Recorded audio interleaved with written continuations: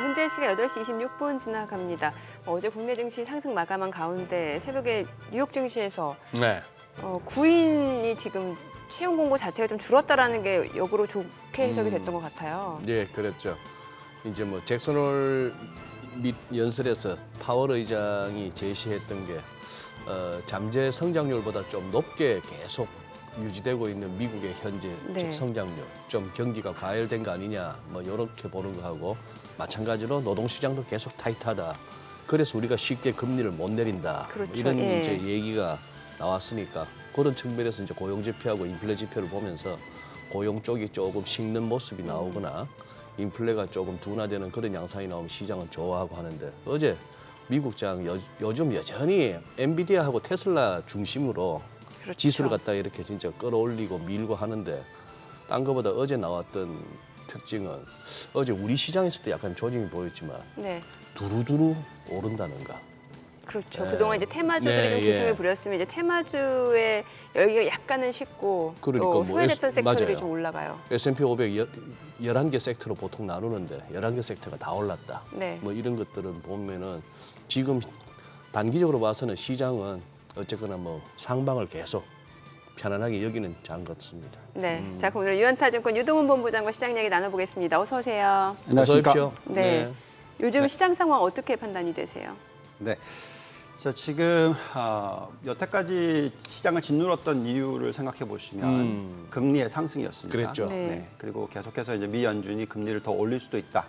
잭슨홀 미팅에서도 인플레이션이 안 잡히면 우리는 금리를 더 올릴 수도 있다. 뭐 이런 식의 얘기를 했었죠. 그랬죠. 그렇다 예. 보니까 시장을 좀 짓눌렀습니다만 제가 계속 말씀드렸던 게 뭐냐면 그걸 해석을 어떻게 하느냐에 따라서 다르다는 거죠. 무슨 얘기냐?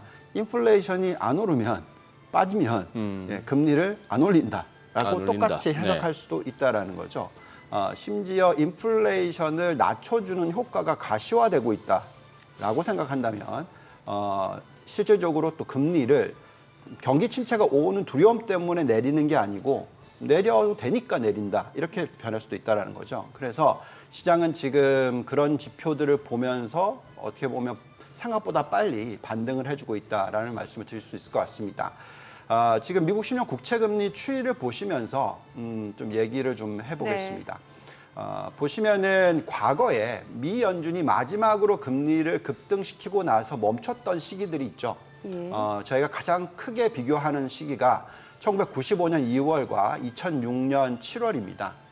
보시면은 마지막으로 올리고 나서 금리가 중요한 것은 어느 수준에 있느냐가 중요한 게 아니고요. 그때가 다 금리가 지금보다 높았습니다. 10년 국채 금리가. 그렇지만 그 방향성이에요. 방향성이 하락을 하는 추세를 보여주면은 시장은 경기 침체가 오지 않는 한 많이 상승을 한다. 이게 키포인트입니다. 그래서 1995년부터 2000년까지 계속해서 금리가 좀 하향 추세에 있죠. 그러면서 증시는 상당 기간 5년 동안 급등을 했었고요. 또 2006년에도 마찬가지로 금리가 하향 추세로 갔습니다. 근데 문제는 하락하는 와중에 경기 침체가 온 거죠. 예, 그러면서 이제 급락장이 시작됐던 겁니다. 그래서 이번 이제 중요한 것은 추세적으로 더 이상 금리가 안 올라간다라는 건 중요하고요. 근데 이제 떨어지기 시작했는데 그 떨어지면서 경기 침체가 오느냐 안 오느냐가 굉장히 중요합니다. 근데 이번에 이렇게 금리가 하락하고 이런 좋은 모습이 되는 이유는 뭐냐면 AI라는 특성도 있고요. 또 뭐 전기차의 보급도 있고요. 여러 가지 부분들 또 뭐 신재생 에너지 보급도 있고요. 그래서 이런 부분들이 인플레이션을 낮춰주고 있다. 생산성이 굉장히 빠르게 상승을 하고 있다.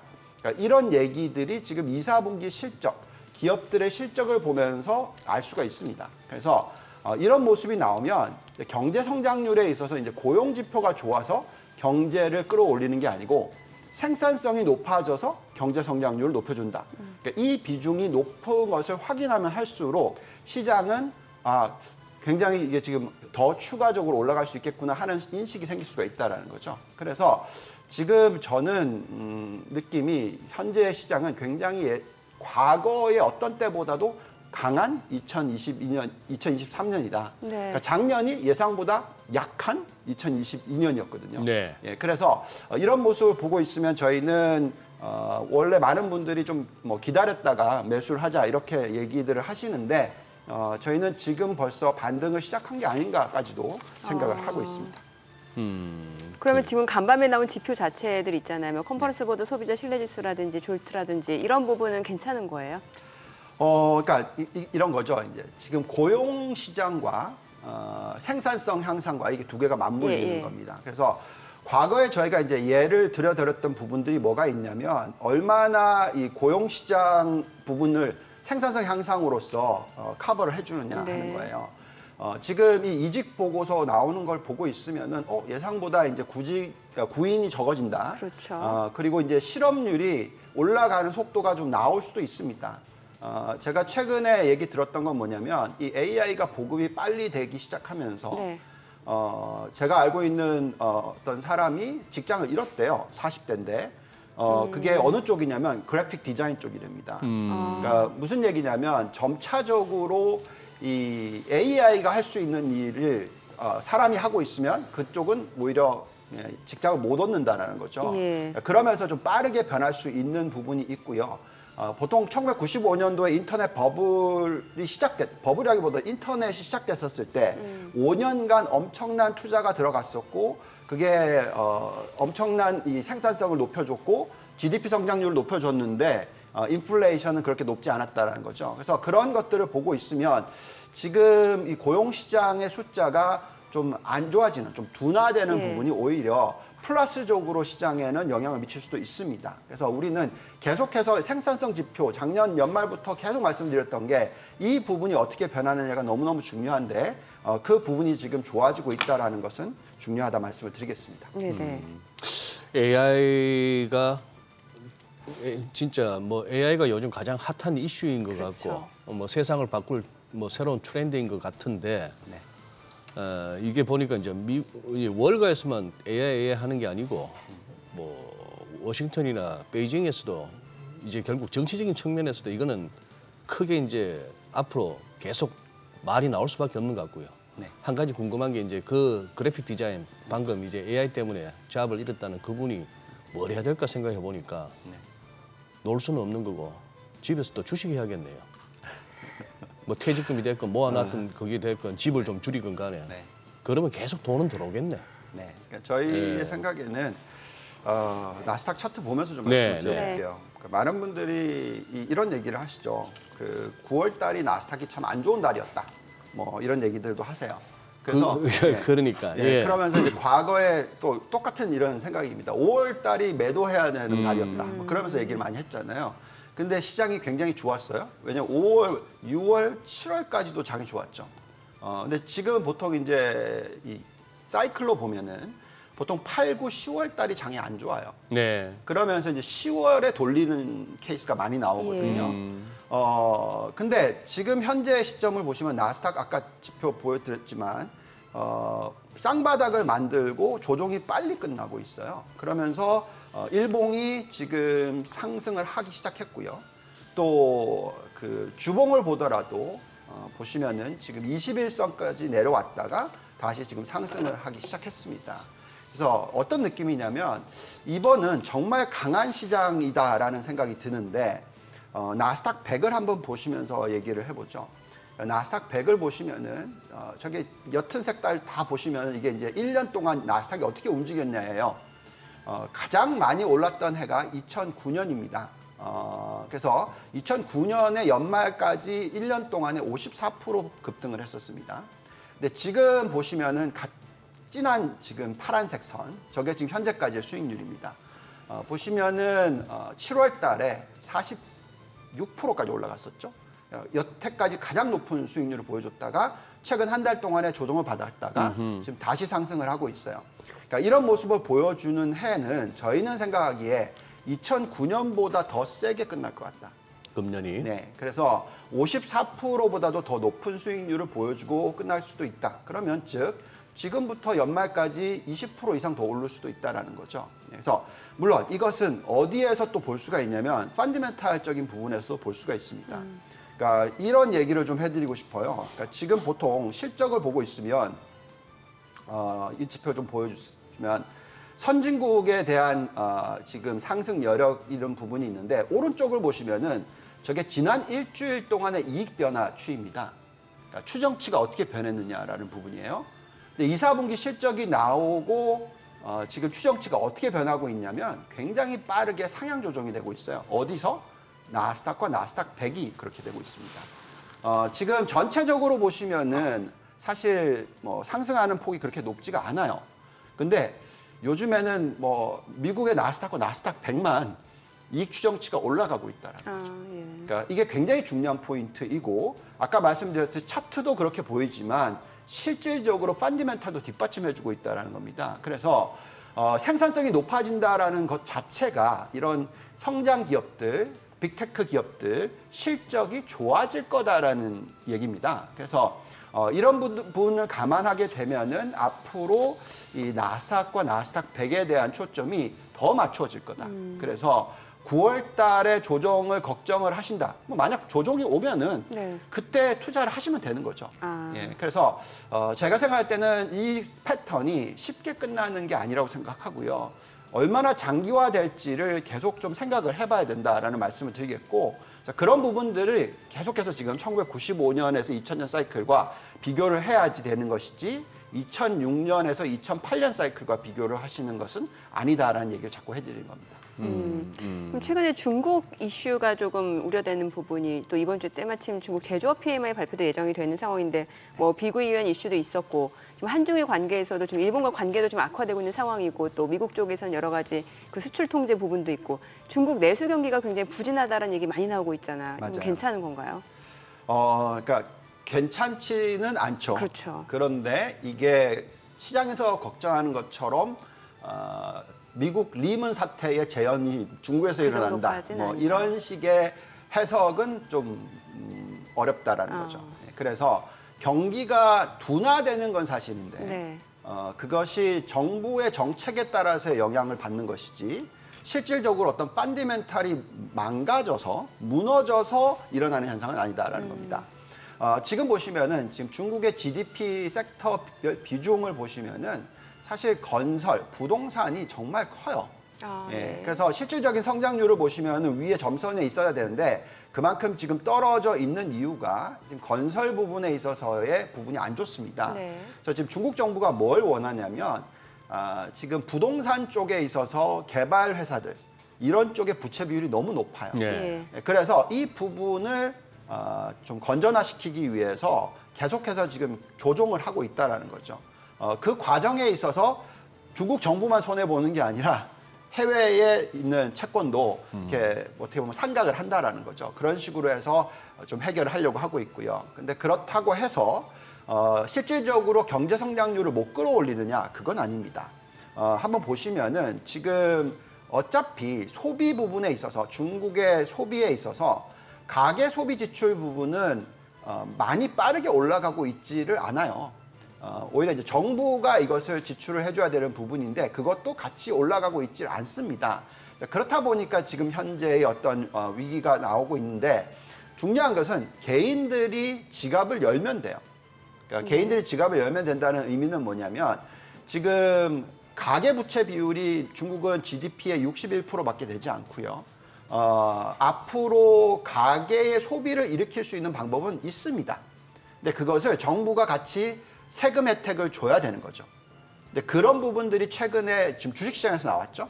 그러니까 세금을 감면해 주겠다라는 얘기를 하면서 여기에 어떤 효과를 일으키려고 지금 하고 있습니다. 그래서 중국 정부가 이 정도의 정부 부채 비율과 이 정도의 가계 부채 비율을 가지고 있으면 얼마든지 부양책으로 갈 수가 있는데 그 부분을 총알을 좀 아끼는 모습이다라고 생각이 드는 것이지 쏠 총알이 없다. 그래서 이제 그냥 졌다. 이거는 아니에요. 그래서 제가 판단할 때는 중국에 대한 의존도가 높을수록 좀 안 좋은 건 사실이지만 그렇다고 해서 그게 어떤 엄청난 금융위기와 연결이 된다라는 생각은 가지실 필요는 지금은 없을 것 같다라는 거고요. 물론 몇 년이 지나서 정말 저 총알을 다 썼다. 그러면 이제 걱정을 하겠죠. 그렇지만 저희가 지금 판단하기에는 아직까지는 중국이 할 수 있는 카드를 들고 있는 것들이 제법 있다. 그래서 이런 환경에서는 너무 또 중국 때문에 비관적인 시각을 가지고 있지는 말자라는 얘기는 해드립니다.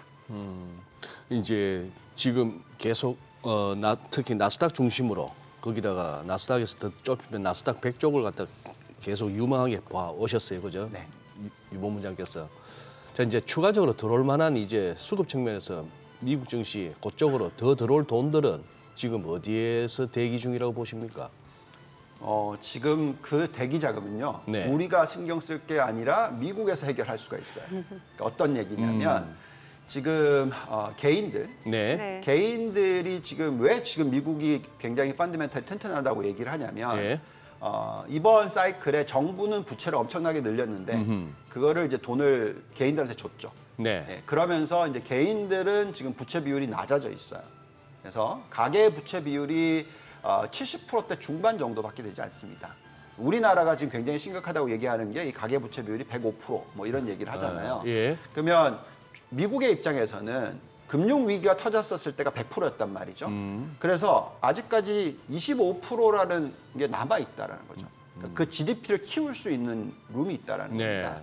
자, 그래서 개인들이 저축한 거를 지금 많이 쓰고 있기 때문에 이제 큰일 났다. 이렇게까지 보실 필요가 없는 게 지금 쓸 수 있는 돈을 갖고 있다는 겁니다. 그래서 지금 개인들의 입장에서 미국 개인들의 입장에서 지금 주식에 대한 투자 비중을 뱅크 오브 아메리카에서 나오는 데이터를 보고 판단해 보면 현재 한 주식 비중이 60%로 떨어져 있어요. 그러니까 가장 고점이었었을 때가 66% 정도 됩니다. 예.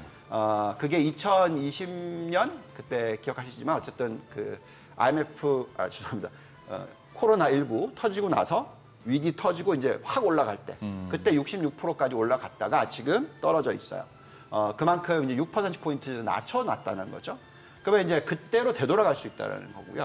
또 그 부분들도 있고 지금 현재 아까 말씀하신 대로 예를 들어서 직장을 잃는 사람들이 있다면 어디에 투자를 해야 될까 고민할 거 아니겠습니까? 네네. 근데 한국에서도 예를 들어서 우리나라가 지금 생산성이 지금 별로 안 올라간다는 얘기가 나오면서 좀 위기 얘기를 하거든요. 그러면 가지고 있는 돈을 가지고 어디엔가 투자를 해야 되는데 우리나라 부동산은 너무 비싸죠. 근데 최근에 보시면은 이렇게 미국 쪽으로 투자를 늘리시는 금액이 여태까지는 없다가 최근에 나오기 시작했어요.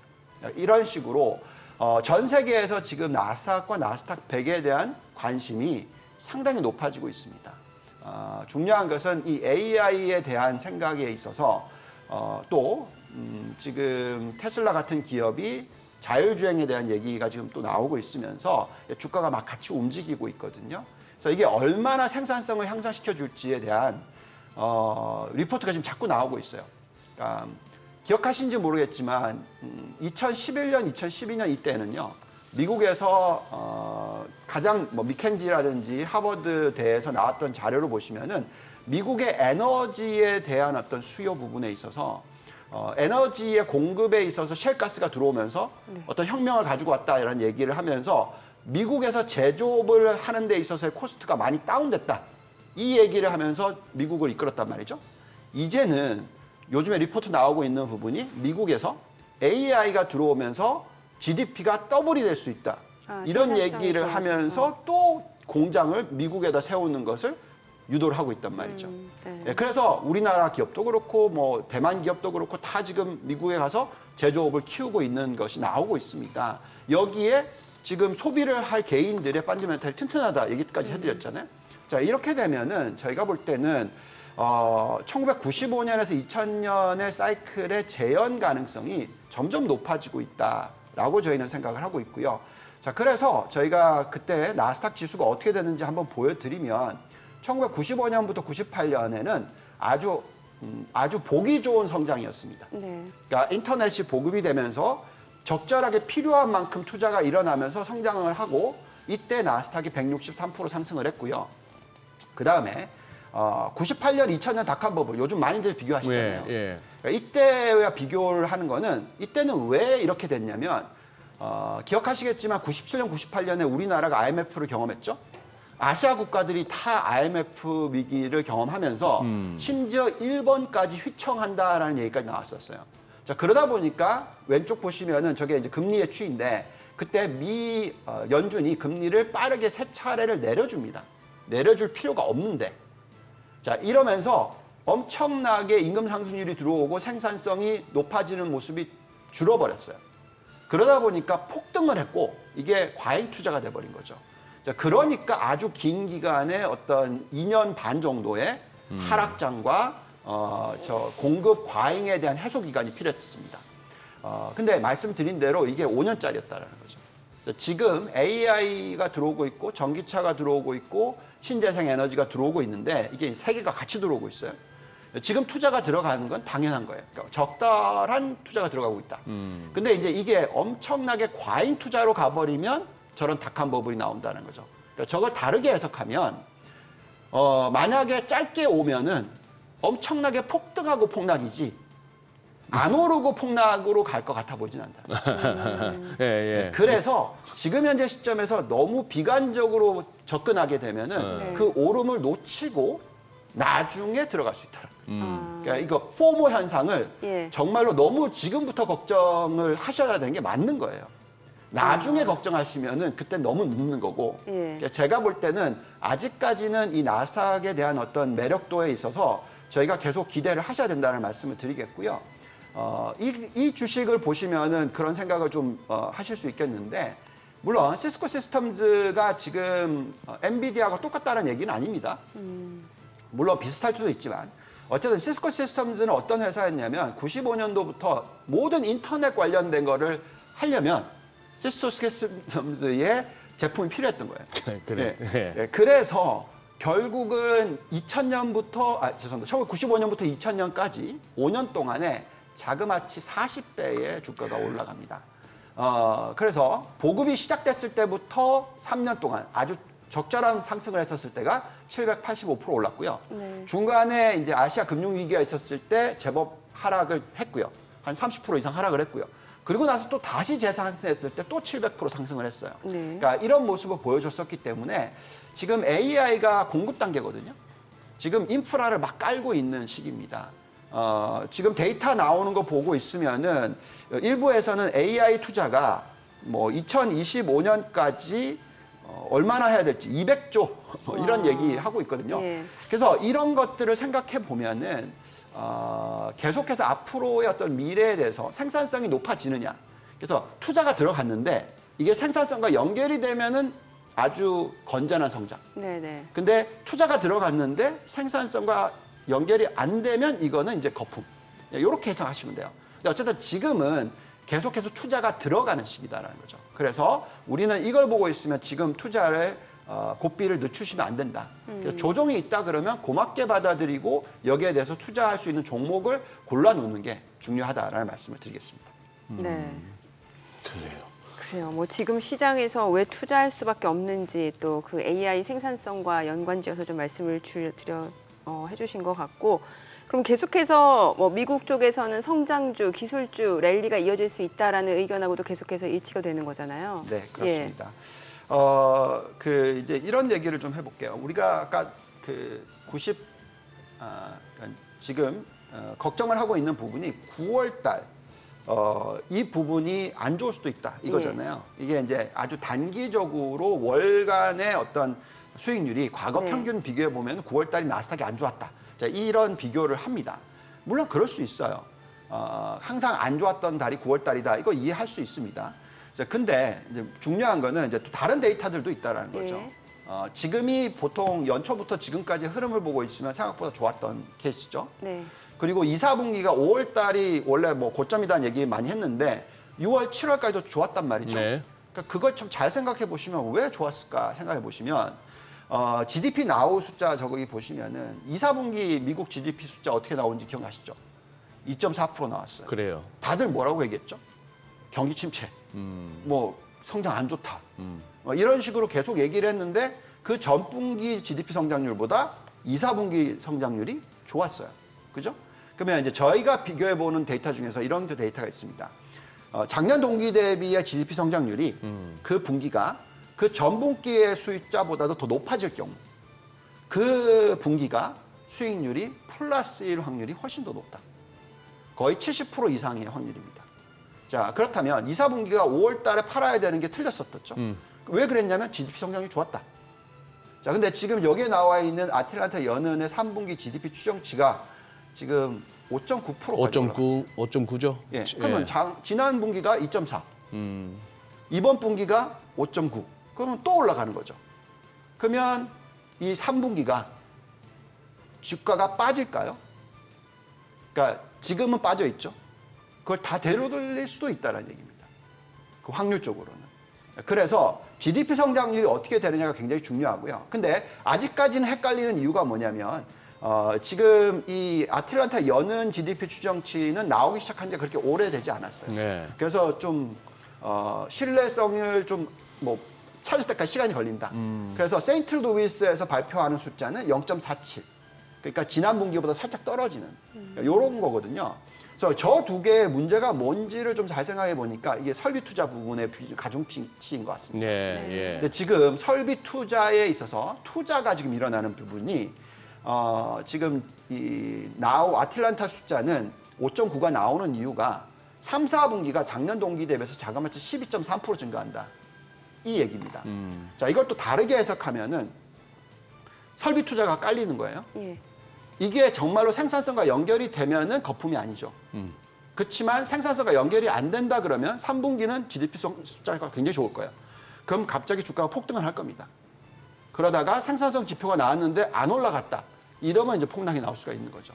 그래서 제가 또 다시 말씀드리는 거는 생각보다 패턴이 좀 더 빨라질 수가 있다는 거예요. 빨리 오르고 빨리 끝날 수 있는 거고요. 네네. 아니면 천천히 오르고 오래 갈 수도 있는 거고요. 예. 그러니까 이런 식으로 접근하시는 게 맞지.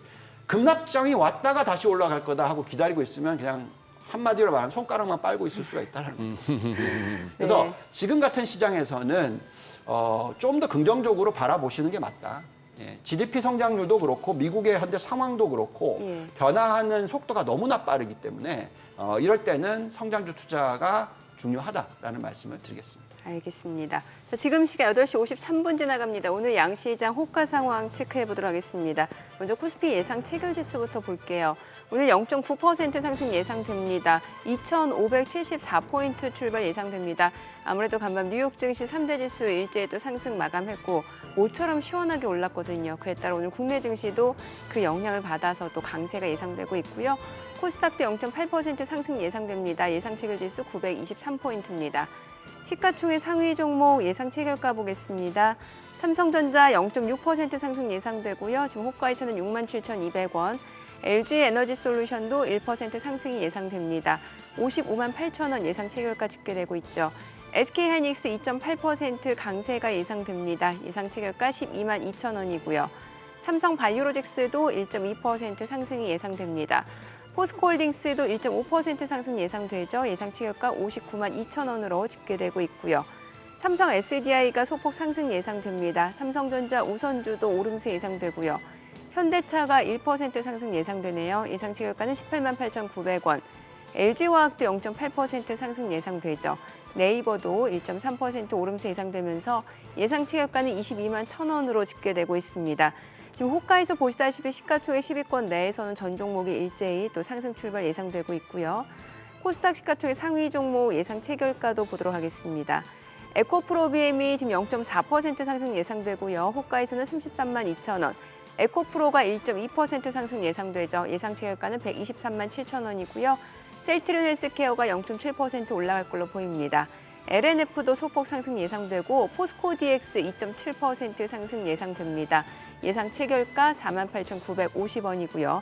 HLB는 호가에서는 하락 출발 예상되고 JYP 엔터테인먼트가 1.9% 상승이 예상됩니다. 예상 체결가 11만 8,900원. SM도 오름세가 예상되고 또 호가다 보니까 금방 바뀌네요. SM 지금 보합 예상되고요. 펄어비스가 상승 출발 예상되고 셀트리온 제약은 강보합권 예상되고 있습니다. 자, 이제 개장까지 4분여 가량 남았습니다. 자, 일단 오늘 시장 보니까 사실 뉴욕 증시 나스닥도 많이 올랐고 엔비디아, 테슬라가 시장 상승을 이끌었지 않습니까? 네. 아무래도 국내 증시 쪽에서 또 호재로 인식이 되네요. 예. 그렇죠. 우리 뭐 2,580원 한번 봤던 레벨이니까 네네. 거기까지는 뭐 열어둔다고 하겠고 오늘 예상 체결지수 봐서는 뭐 쉽게 넘어설 것 같긴 합니다만 지수 자체로 봤을 때 코스피 보면 2,500 한 60대 초중반 고기가 고비일 것 같은데 그걸 뭐 쉽게 넘어버리고 안 밀리면은 장 진짜 이제 강하다고 인정해야 될 것 같은 네네. 그런 상황입니다. 예. 아니 본부장님 앞서 저희가 이제 미증시 쪽에서는 나스닥 특히 이제 기술주 성장주가 더 갈 수밖에 없는 이유를 좀 들어봤고 그럼 국내 증시는 어떤 거예요? 자, 저희가 이렇게 자꾸 우리가 시야가 좁아지면 안 된다. 예. 얘기 자꾸 해드리고 있어요. 그러니까 시야를 좀 넓게 크게 보자라는 얘기를 해드리고 있는데 지금 현재 시장에서는 경기가 좀 안 좋은 것 같다라는 생각을 많이 하게 되잖아요. 예. 그 이유는 그만큼 고용 시장이 좀 안 좋을 것 같다. 앞으로 안 좋아질 거다. 이제 이런 얘기를 하는 거죠. 그래서 우리나라도 지금 보시면은 가계부채 비율이 높고 또 지금 생산성 향상이 잘 안 일어나고 있고 뭐 이런 식으로 이제 안 좋은 쪽을 자꾸 보게 되기 때문에 투자를 좀 어렵거나 꺼려할 수가 있습니다. 근데 이제 중요한 거는 지금 미국이라는 나라에서 생산성 향상이 이런 업종에서 지금 나오고 있다. 네. 그러니까 그 업종이 AI, 반도체, 뭐 소프트웨어 등등등 예. 우리가 흔히 얘기하는 IT 업종이죠. 그다음에 또 전기차 부품 이게 지금 앞으로 얼마나 성장할지 정말 모르는 거죠. 거기다가 지금 또 신재생 에너지도 네. 엄청나게 지금 깔리고 있어요. 근데 신재생 에너지의 수익률이 안 좋은 이유는 엄청나게 깔리고 있는데 AI나 이런 쪽이 활성화되면 될수록 전력 효율성이 높아진대요. 아, 예, 그래서 예를 들어서 서버를 운용하는 데 있어서 드는 전력 비용이 10분의 1로 줄어든다. 뭐 이런 얘기까지도 나온단 말이죠. 예. 그래서 여러 가지 부분을 놓고 봤었을 때 엄청나게 지금 생산이 되고 있고 단가를 낮춰주고 있고 생산성을 높여주고 있는데 그 마진이 지금 쫓아오지 못하는 부분이 있다. 뭐 이런 얘기를 합니다. 어쨌든 간에 중요한 것은 이 세 개의 대표적인 축들이 지금 생산성을 높여주고 있다라는 거죠. 자, 그러면 이제 우리나라도 여기에 연결돼 있고 글로벌 경쟁력이 있는 업종들에 있어서는 투자가 일어나야 된다는 겁니다. 그래서 그렇다 보니까 계속해서 여태까지는 2차 전지였던 것 같고요. 여기에 또 완성차, 이제는 어제 보니까 이제 완성차들이 주가가 많이 올라가더라고요. 그런 부분, 전기차에 대해서 미국에 있는 시장 점유율이 굉장히 높은 편이니까 테슬라 다음으로 2등이니까 거기에 대한 이제 관심을 가지셔야 되는 부분이 나오고 있는 거고요. 또 말씀드리지만 반도체에 있어서 지금 AI 반도체, 그러니까 서버 쪽도 모든 서버가 다 좋은 게 아니고요. AI 쪽만 좋아요. 그래서 지금 AI가 전체 서버의 비중의 뭐 30%까지 갈 거다, 뭐 이런 얘기를 하면서 여기에 어떤 선택과 집중이 또 일어나는 거거든요. 근데 이제 우리나라 또 다행스러운 것은 그쪽과 연결되어 있는 메모리 쪽이 좋다라는 거죠. 예. 그래서 HBM 쪽이 굉장히 좋다라는 겁니다. 자, 그래서 또 그런 쪽에 또한 관심을 가지셔야 되는 거고요. 거기에 또 이제 신재생 에너지 부분이 미국이 여태까지 이 주택 쪽 부분에 있어서 좀 안 좋았어요. 예, 단가가 많이 떨어지는 부분이 있었습니다. 그러다 보니까 이제 수익성이 안 좋았다가 내년도에는 좀 회복할 것 같아요. 그래서 또 우리나라가 그쪽에 있어서 시장 점유율이 좀 높습니다. 그래서 이런 부분들을 다 감안하시고 이런 대표적인 축을 투자를 하시는 건 맞고요.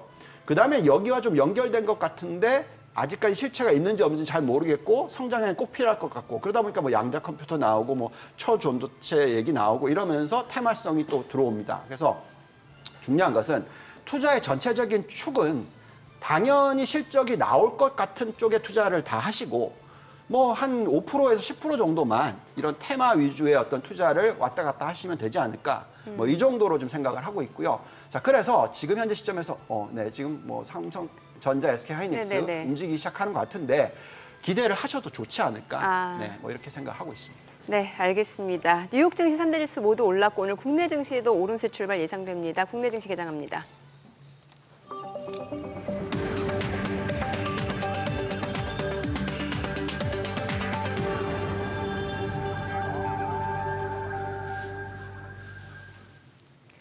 네, 8월 30일 수요일 국내 증시 개장했습니다. 간밤 미국 뉴욕 증시 나스닥이 큰 폭으로 올랐습니다. 테슬라, 엔비디아가 많이 올랐고 사실 경기 지표 자체는 좀 둔화된 것으로 나왔습니다. 졸지 같은 경우는 채용 이제 구인 이직 건수가 시장 예상치보다 줄었고요. 28개월 만에 최저 수준이었습니다. 고용 지표가 둔화되고 있다라는 측면에서 오히려 연준 입장에서는 긴축이 종료될 것이다라는 기대감 이런 부분이 투자 심리를 굉장히 이끈 것으로 보여지고요. 여기에다가 이제 컨퍼런스 보드 소비자 신뢰지수 소비 지표도 다소 둔화된 것으로 나타났습니다. 시장에서는 호재로 인식하는 분위기였고 오늘 국내 증시도 일단 미국 뉴욕 증시 훈풍을 받아서 지금 상승 출발을 보여주고 있습니다. 0.9% 올라갑니다. 2,576포인트, 코스닥도 0.96% 올라갑니다. 925포인트. 양시장 역시 상승 출발 보여주고 있고요. 시가총액 상위 종목 시초가 보도록 하겠습니다. 삼성전자가 1% 올라갑니다. 지금 67,500원, 600원까지 올라가고요. LG에너지솔루션도 0.7% 상승 중입니다. 0.9% 올라가네요. 55만 7천원. SK하이닉스도 3% 강세입니다. 12만 2,300원이고요. 삼성바이오로직스도 1.3% 올라갑니다. 76만 3천원. 포스코홀딩스도 2.4% 강세입니다. 59만 7천원이고요. 삼성 SDI도 1% 올라갑니다. 60만 3천원이고요. 삼성전자 우선주도 1% 올라가죠. LG화학도 1.9% 상승입니다. 57만 1천원이고요. 현대차도 1% 상승 중입니다. 18만 8,700원. 네이버도 1.38% 올라가면서 22만 1,000원권에서 거래됩니다. 지금 시가총액 10위권 내 전 종목 일제히 상승 출발 보여주고 있는 상황이고요. 또 보시다시피 대부분의 종목들이 양봉을 나타내고 있습니다. 코스닥 시가총액 상위 종목 시초가도 보겠습니다. 에코프로가 오늘 1.9% 올라갑니다. 124만 5천원이고요. 에코프로비엠 1.8% 상승 중이죠. 33만 6,500원. 셀트리온 헬스케어 약보합이고요. LNF가 0.2% 소폭 올라갑니다. 23만 7천원이고 포스코 DX가 2% 강세죠. 48,800원에 거래되고 있습니다. 코스피 이전 상장 이슈까지 맞물리면서도 최근에 계속해서 매수세가 유입되고 있는 포스코 DX고요. JYP 엔터테인먼트는 약보합이고요. HLB는 0.6% 상승합니다. SM도 지금 보합권이고 펄어비스가 0.6% 올라가고요. 셀트리온 제약은 0.2% 소폭 하락합니다. 수급 상황 체크해 보도록 하겠습니다. 오늘 유가증권 시장에서는 지금 외국인과 기관이 삽니다. 각각 56억 원, 63억 원 순매수고요. 개인 투자자는 103억 원 매도 우위를 나타내고 있습니다.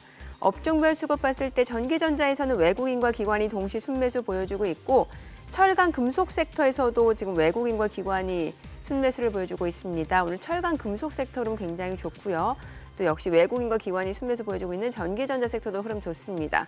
그밖에 제조업, 화학, 기계업종이 상승을 보여주고 있는 상황이고요. 코스닥 수급도 확인을 해보도록 하겠습니다. 코스닥 쪽은 개인 투자자가 순매수 보여줍니다. 568억 원 매수 우위고 외국인과 기관은 각각 506억 원, 57억 원 매도 우위를 나타내고 있습니다. 오늘 간밤 뉴욕 증시에서 또 엔비디아가 상승을 보여주면서 오늘 반도체 관련주들 흐름 굉장히 좋아요. 앞서 보셨다시피 삼성전자, SK하이닉스를 필두로 반도체 장비주들도 일제히 강세를 보여줍니다. 인텍플러스가 9% 강세고요. 한미반도체도 4.3% 올라가고 있고요. 에이펙트도 10% 급등 중이고 PSK홀딩스도 강세고요. 이오테크닉스도 4% 강세입니다. 오늘 반도체 지금 대형주뿐만 아니라 중소형주까지 낙수 효과에 대한 기대감에 일제히 강세를 보여주고 있는 것으로 확인이 됩니다. 자, 그리고 2차 전지 쪽도 올라가고 있는데 사실 그동안 올라왔던 에코프로 그룹주라든지 이런 쪽보다는 이제 조금 소외됐던 2차 전지 섹터 내에서 이제 전고체 관련주들이 강세를 보여줍니다. 지금 대주전자재료 그리고 이수 스페셜티 케미칼, 미래컴퍼니 이런 종목들이 지금 상승을 보여주고 있는 것으로 확인이 됩니다. 자, 지금 시각 9시 4분 지나가고 있습니다. 환율 외환시장 개장 상황 좀 체크를 해보도록 하겠습니다. 오늘 달러원 환율은 2원 90전 하락한 1,319원에 개장이 됐습니다. 외환 시장은 조금씩 또 안정화된 흐름들이 좀 나타나는 것 같네요. 네, 그러네요. 예, 일단 지금 1,300원까지도 갈 수 있는지 그게 네. 이제 궁금해지는 그런 상황이고 1,300원 밑으로 가면은 이제 또 딜러들은 바빠질 것 같아요. 예, 지금 크게 외환 시장은 주식 시장에 비해서는 확실히 좀 뭐랄까요? 변동성이 활력이 좀 떨어졌어요. 아. 예.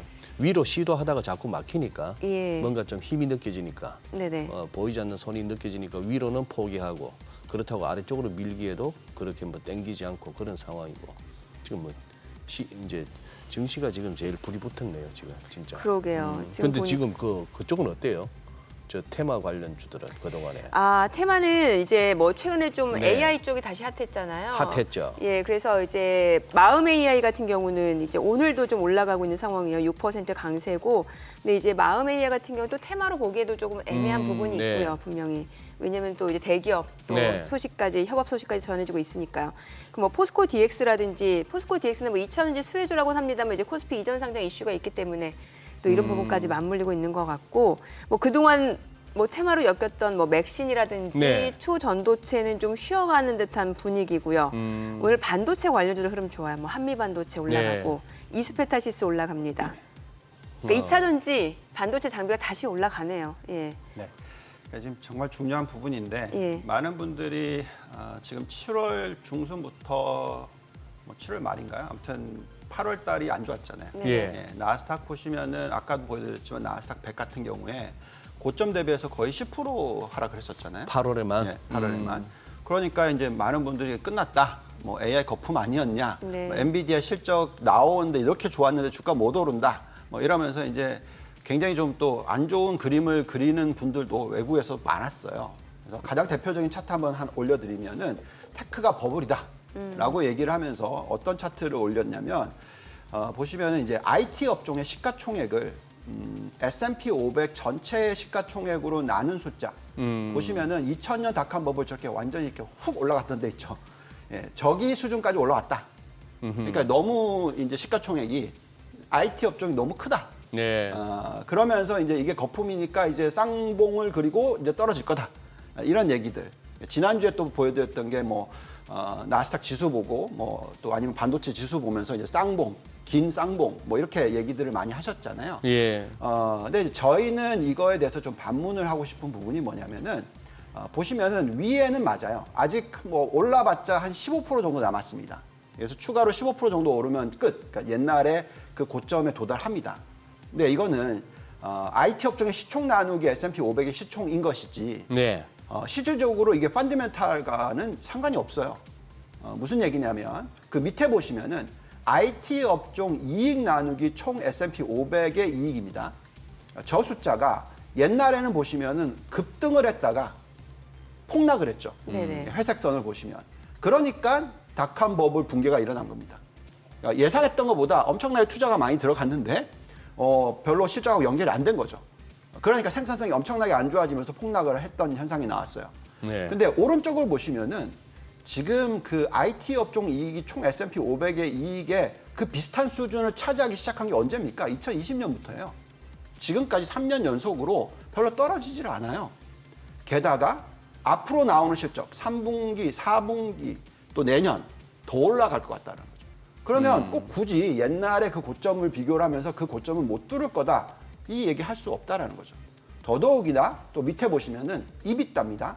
IT 업종의 EBITDA를 총 S&P 500의 EBITDA로 나눈 숫자는 옛날 고점보다 벌써 지금 거의 2배까지 갔다가 지금 떨어져 있어요. 또 다시 올라갈 것 같아요.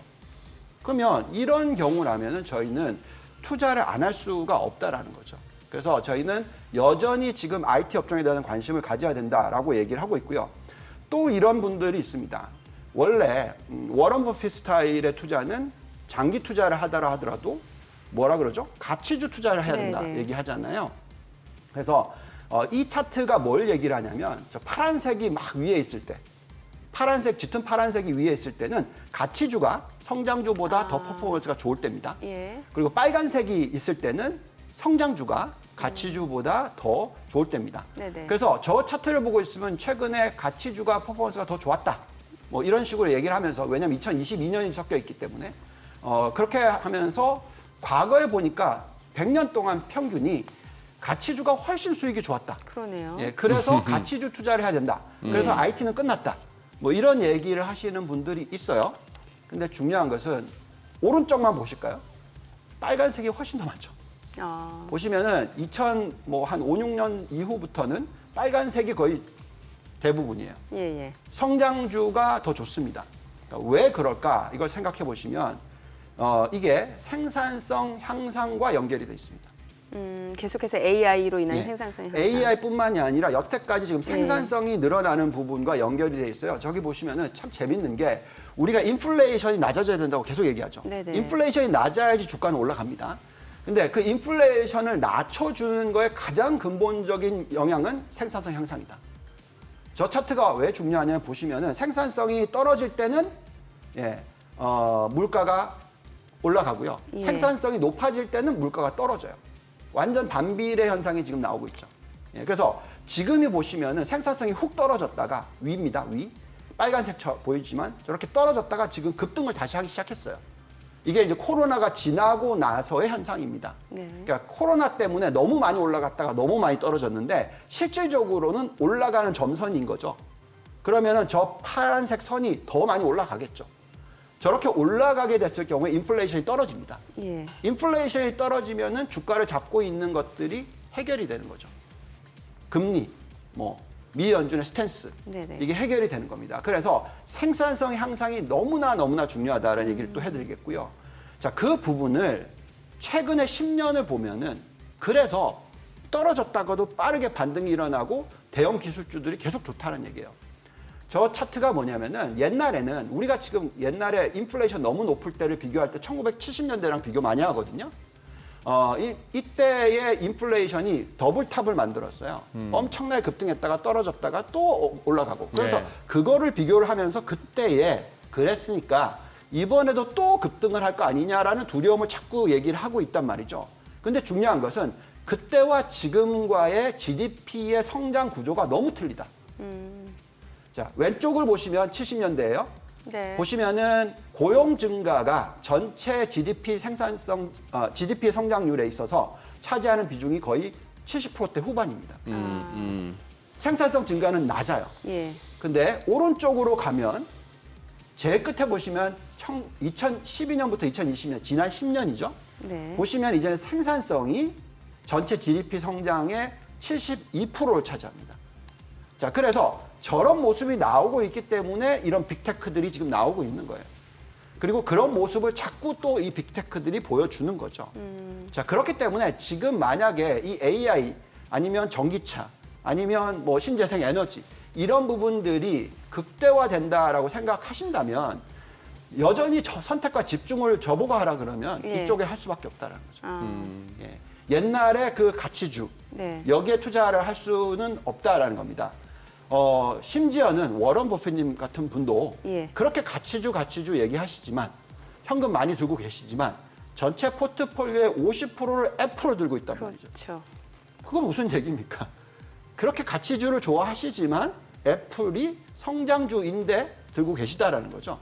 왜냐하면 가치주 성향을 띠고 있기 때문에 그렇다라고 얘기를 하는 겁니다. 그래서 그 비중을 놓고 얘기하면 그 애플이 당연히 아까 그 IT 비중에 들어가 있겠죠. 예, 그래서 제가 볼 때는 지금은 이 생산성 향상이 일어나는 한 이런 이 대세 상승장에서의 주도주가 사라지지는 않을 것 같다. 네. 예, 그게 얼마나 걸릴지는 딱 계산해 봤었을 때 생산성이 안 올라갔을 때 던지셔도 된다. 생산성이 올라가고 있는 모습을 보여준다면 그때는 계속해서 투자를 여기에 초점을 맞추자라는 말씀을 드릴 수 있을 것 같습니다. 그럼 M7이라고 하는 종목들 여전히 투자하기 괜찮다라는 거예요? 네, 맞습니다. 차트 한번 보시면은 연초 대비해서 지금 M7 메가캡이라고 하죠. 54% 정도 상승을 했어요. 연초 대비해서. 네. 예, 정말 많이 상승했다가 좀 떨어졌어요. 그렇지만 지금 나머지 493개는 겨우 4% 상승을 했습니다. 네, 그래서 저 7개 기업 때문에 S&P 500이 15% 오른 거예요. 와. 근데 영향력이 어마어마하네요. 네, 이런 현상이 더 일어날 거고요. 더 심화될 수 있다는 거예요? 심화될 수 있는 게 EPS 한번 볼까요? 예. EPS의 추정치가 변하는 걸 보시면은 다들 막 EPS가 엄청나게 빠질 거라고 예상했잖아요. 네네. 그래서 추정치가 이렇게 많이 내려왔었어요. 중간에. 예. 그러다가 올해 1, 4분기에 바닥 잡고 추정치가 자꾸 올라가고 있어요. 아까도 말씀드렸지만 지난 일주일 사이에 또 많이 올라갔다고 얘기했죠? 그 왜 그렇습니까? 이 빅7이라든지 나스닥 100에 대한 EPS의 추정치가 자꾸 올라가는 거예요. 그래서 요즘 같은 시대는 정말 선택과 집중이 자꾸 일어나고 있습니다. 예. 부익부 빈익빈 현상이 너무나 심화되고 있는 그런 환경이라는 거죠. 물론 이게 너무 오래돼가지고 예를 들어서 중국에서 뭐 어떤 그 사회적인 문란이 일어난다든지 네네. 뭐 미국에서 엄청난 그 사회적 불안이 일어난다 이러면 또 다른 얘기지만 어쨌든 지금 현재 시점에서는 이 성장주 위주의 투자, 대형 기술주 위주의 투자가 계속될 수밖에 없다라고 말씀을 드리겠습니다. 본부장님 이제 보내드려야 될 시간인데 하나만 여쭤볼게요. 네. 아마 주변에서 많이들 질문하실 것 같은데 정말 지긋지긋하다고 다들 반도체 뭐 이제 좀 턴할 것 같고 AI 반도체 어쩌고 또 우리는 뭐 HBM 뭐 수혜가 기대되고 또 하이닉스는 또 상당히 최근에 또 좋은 흐름이에요. 네. 근데 삼성전자 주주분들의 그 질문에는 이걸 어떡하죠라고 하면 뭐라고 말씀하십니까? 가져가야죠. 어떻게 하겠습니까? 네, 상대적인 탄력은 덜할 수가 있죠. 왜냐하면 이게 HBM 쪽이 네. 늦었어요. 하이닉스가 훨씬 먼저 줬죠. 네. 네, 그러다 보니까 이게 안 그래도 다른 사업 비중이 높은 데다가 HBM을 못 쫓아갔다. 이게 문제였죠. 근데 쫓아가겠죠. 예, 저희가 생각할 때는 삼성전자와 AMD와의 또 관계가 있으면서 왜냐 AMD가 지금 AI 칩을 못 쫓아갔잖아요. 그러면서 엔비디아와 너무 괴리가 벌어졌는데 요즘에 그런 얘기가 나오고 있습니다. 그래서 이제 그런 부분도 있고요.